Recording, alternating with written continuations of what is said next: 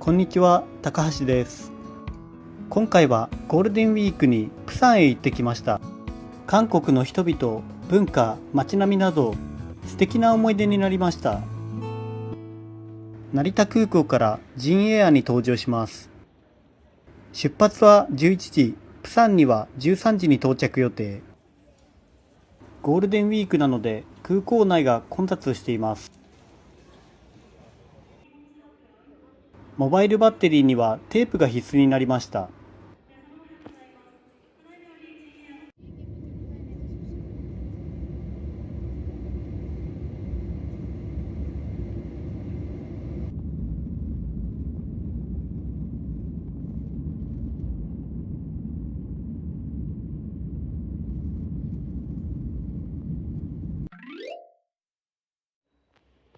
キメ国際空港に到着しました。まずは日本円を韓国ウォンに両替します。空港外にあるマネーボックスで両替しました。到着して早々にトラブルが発生しました。廃車したタクシーが全然現れないです。清掃員のおじさんに助けを求めたところ、自分の携帯でドライバーに連絡をしてくれました。どうやら GPS の精度が弱く、現在位置が合っていませんでした。通話代を払うと言いましたが、おじさんは受け取ることはなく、空港を出て15分で韓国が好きになりました。それでは気を取り直して、今回の目的であるカムチョン文化村へ向かいます。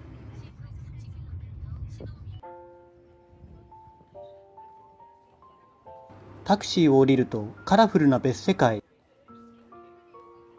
どこか懐かしい雰囲気もあり、時間を忘れそうになります。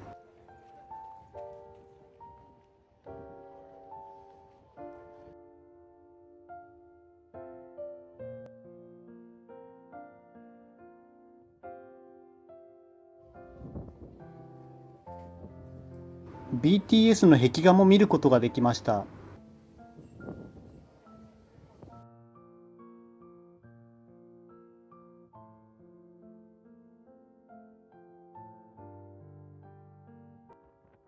一番有名なフォトスポット、星の王子様。人が多かったので並ぶのはやめました。カムチョン文化村は1950年代の朝鮮戦争で北朝鮮から避難した方々の集落。2009年から村おこしの対象に選ばれ、今では韓国のマチュピチュと呼ばれています。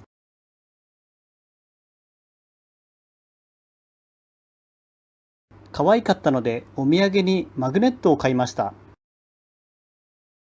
続いてはタクシーで国際市場へ向かいます。有名なシアホットクを食べにビッグ広場へ到着。ナッツやいろいろな種が入って2000ウォン。甘くて香ばしくて食感も最高です。プサンへ来たらぜひ立ち寄ってみてください。実はこの日は一日雨予報でした。ついに大雨と突風が吹いてきました。プサンダイヤモンドタワーが目の前にあるのに、とても行けそうにはありません。ロッテマートでお土産にお菓子を購入。弾丸ツアー最後のミッションである夜ご飯。プサン駅前にあるポンジョンテチクッパに向かいます。10分くらいで店内に入れました。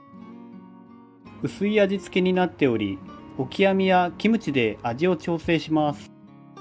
レビュー通りキムチも美味しく、これで1000ウォンは最高でした。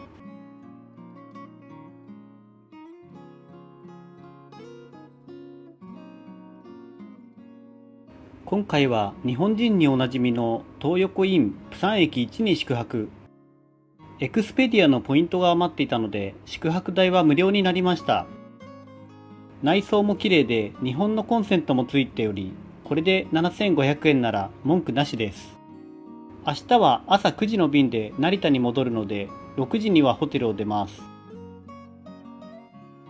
それではここからは釜山一人旅の費用についてお話しします。今回かかった費用は大きく分けて5つ。1つ目は航空券。こちらに関しては今回出発の直前に取ったので、ゴールデンウィークど真ん中ということもあり、4万3000円くらいかかりました。何もない時期であれば、航空券に関してはもう2万円くらい安く取ることができると思います。そして2つ目はホテル代です。こちらにつきましては、今回ポイントを利用したので0円となっております。そして3つ目に飲食代です。こちらはだいたい2600円くらい。空港で食べた分、またカフェのコーヒー代等も含んでおります。そして4つ目は、今回の移動は全てタクシーで移動しましたので、5300円くらいです。時間のない方にはおすすめです。そして最後はお土産代として、ロッテマートの中で買ったお菓子類、またカムチョン文化村で買ったマグネットなど合わせて3000円くらい。合計で今回の費用としては53,900円、こちらになります。